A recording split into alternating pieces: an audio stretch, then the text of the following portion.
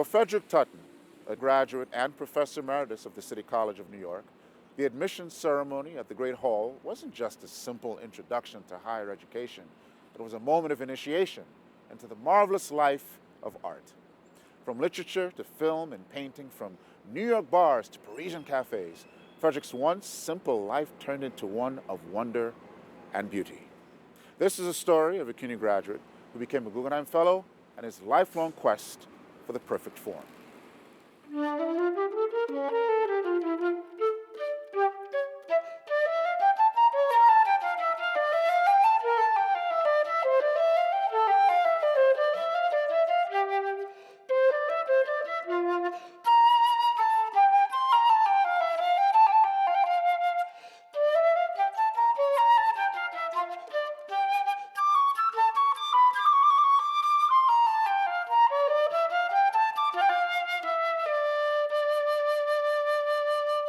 I'm a painter in the morning because of the light and a writer in the afternoon.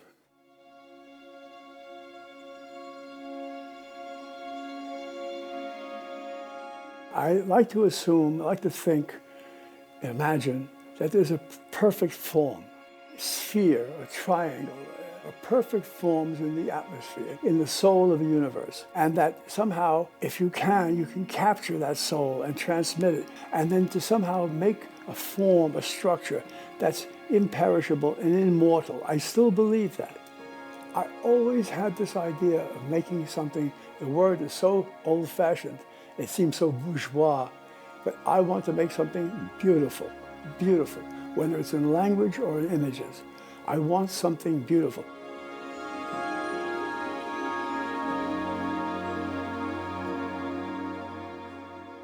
My father had left when I was about 11. He left a beautiful, heartfelt note of why he couldn't stay anymore. And that one day he would come back, which my mother lived for. That was the dream. She never married again. So he left, and and we were alone. That's it. I lived in the Bronx in a very sad place, in a very, very sad place.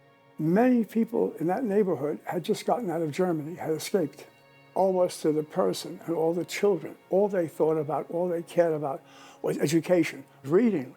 I was glued to a book. I could not be taken away from a book. Even at night, I had a little flashlight, and I'd be reading under the sheet. I felt ennobled by reading. I felt enchanted by reading. It was the chief mode of coming out of your time and place and being part of a larger, marvelous world, an exciting world, a beautiful world, with interesting people everywhere.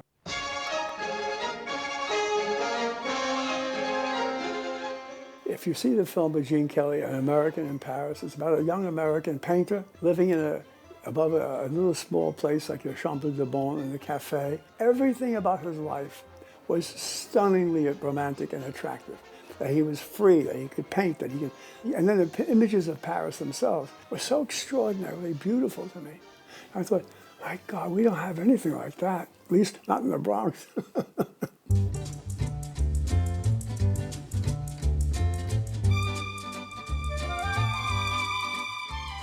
The City College was called the Proletarian Harvard.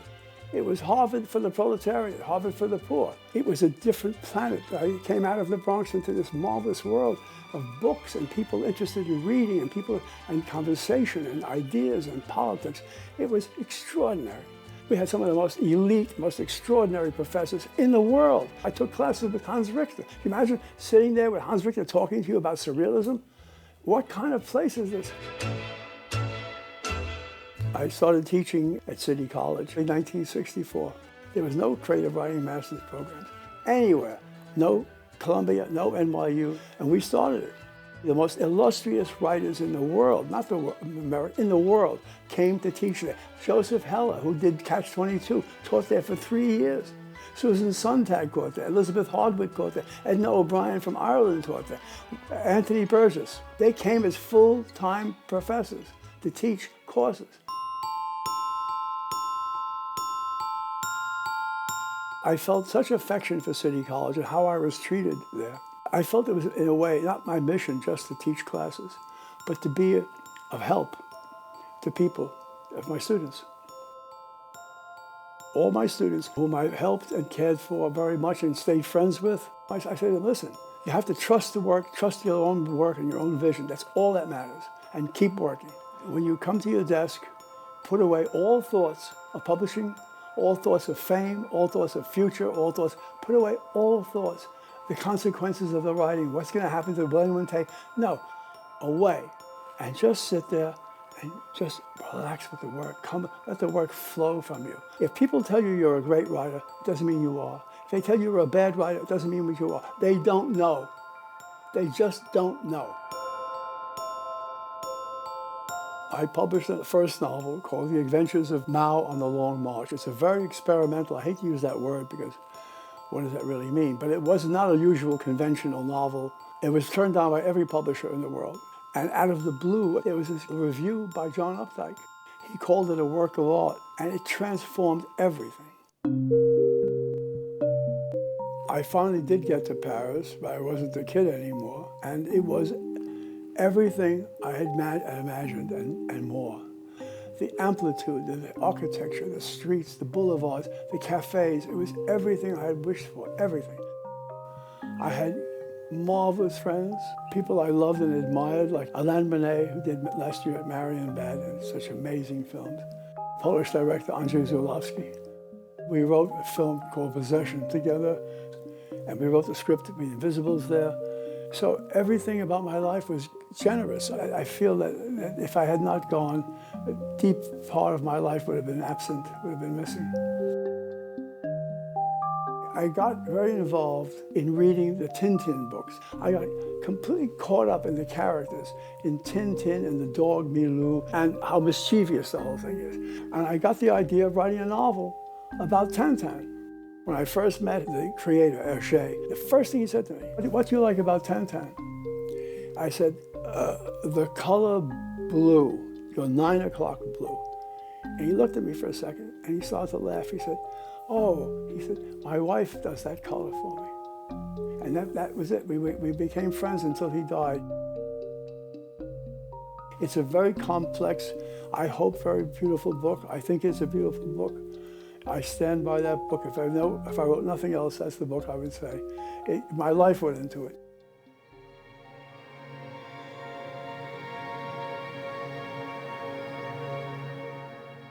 When you begin to make a drawing, hold the pencil loose.